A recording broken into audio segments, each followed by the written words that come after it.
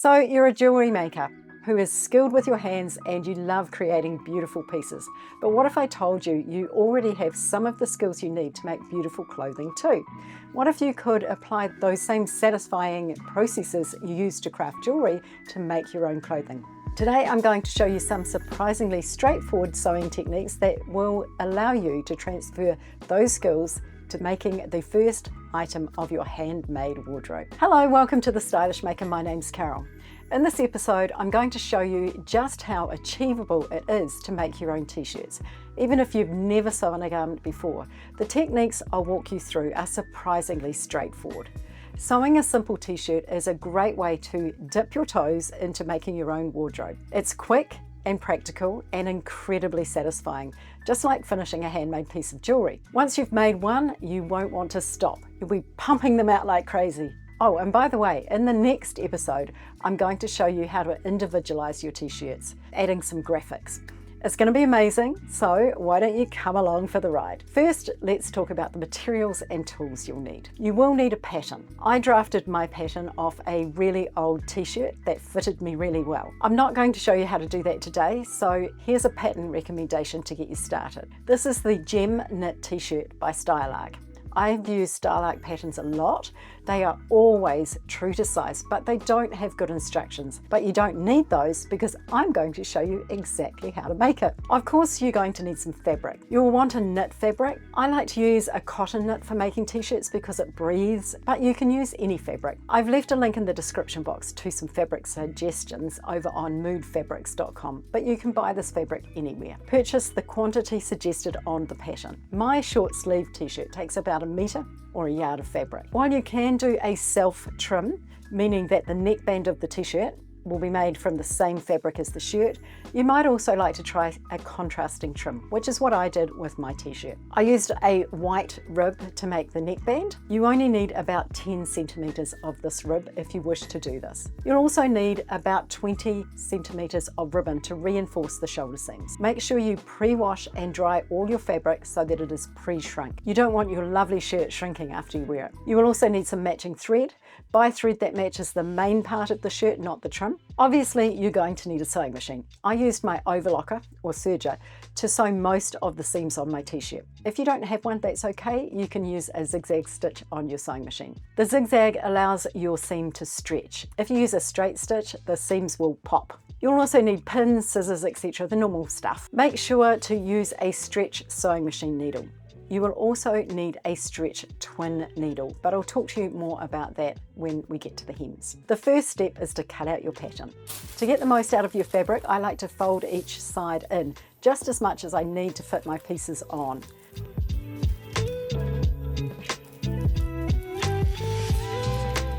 Make sure that the fold is on the straight grain. The grain runs across and down the fabric. You will see that the fabric doesn't sit quite right if the grain isn't straight. Place your pattern on, the folds go down the centre front and the centre back, and pin the paper pattern to your fabric.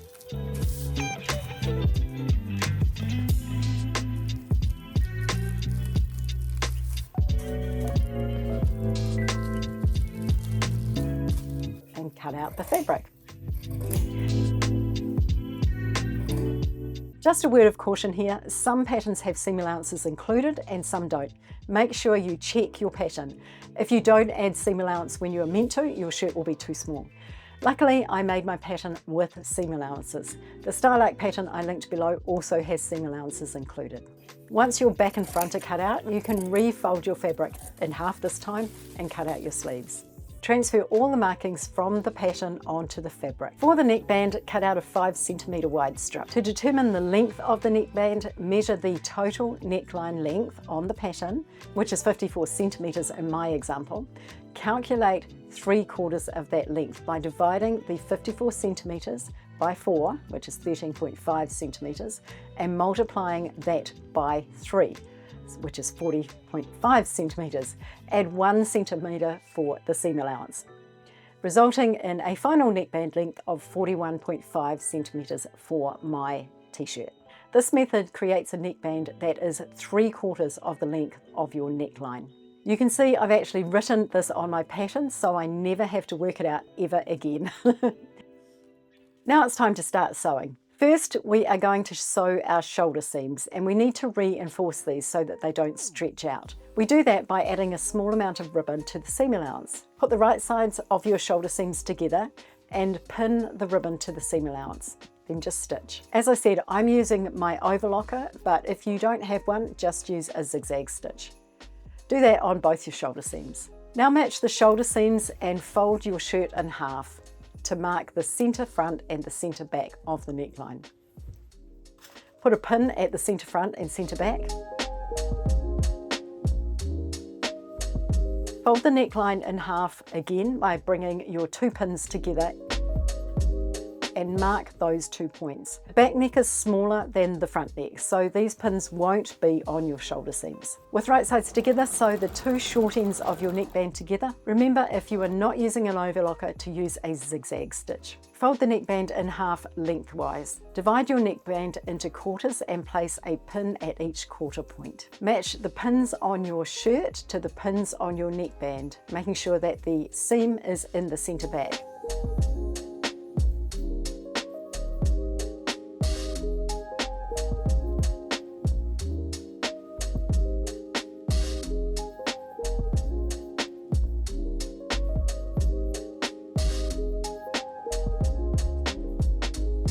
The neckband is smaller than the neck. Sew the neckband onto the shirt, stretching the neckband as you go so that the neckband becomes the same size as the neck.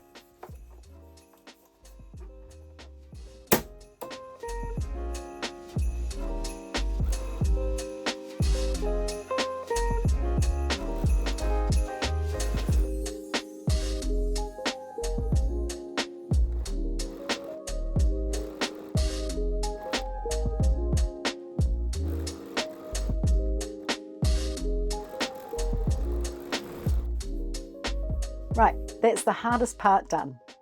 Now we're going to insert the sleeves. I'm using pins to mark the sleeves so that I can align the markings with the corresponding markings on the armhole. Using those points, pin the sleeve onto the armhole, right sides of the fabric together.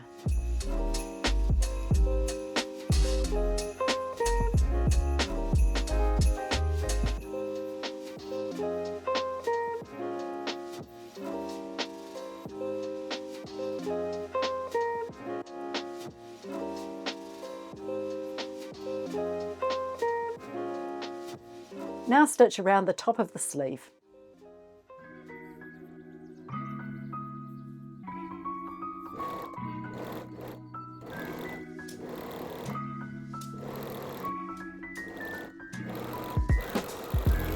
There we go, it's starting to look like a shirt. All you have left are the side seams and the hems. Wasn't that quick? To sew the side seams, we need to match the underarm seam, so the one we just sewed. If you're enjoying this episode and you'd like to see more, make sure you're subscribed to the channel and hit that notification bell. Also, give me a thumbs up for this one.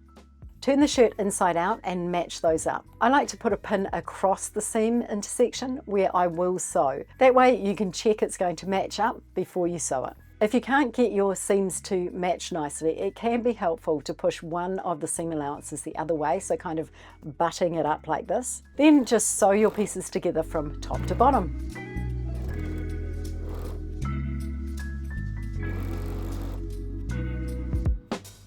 Now let's do the hems. Turn the shirt inside out and fold up 2 centimeters of hem starting at the sleeve seam and pin it. Just do that all the way around.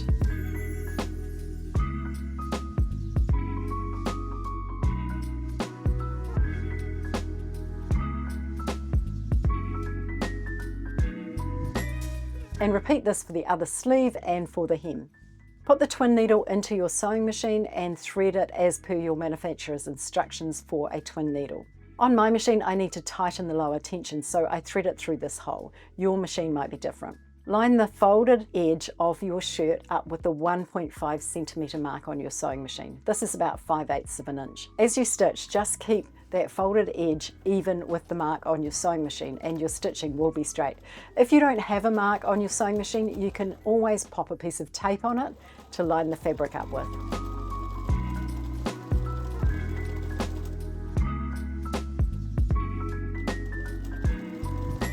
Stitch around the entire length of the hem, making sure that you meet up with your stitches where you started. Back stitching at the start and end.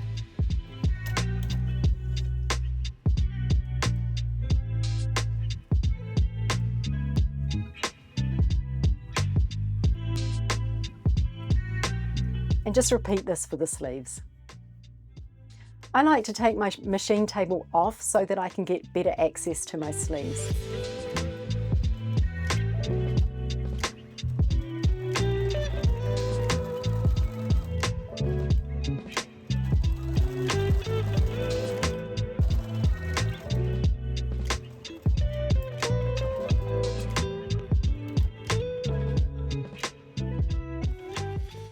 If you would like individual help with your sewing or your jewellery making, I do have a membership that you can join, and that way you can ask me questions. There's also lots of other content on there as well.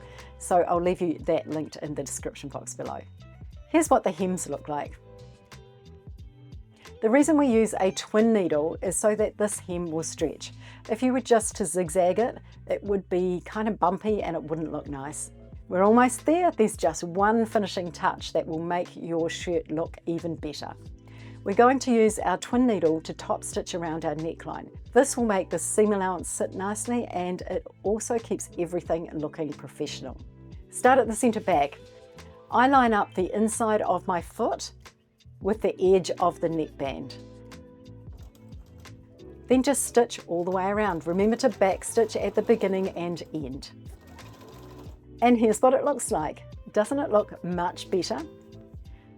If it's looking a little bumpy, just give it a little press with the iron and that will fix it. Now, I made 3 of these t-shirts, and in the next episode I'm going to show you how I embellish these t-shirts to make them unique and perfect just for me.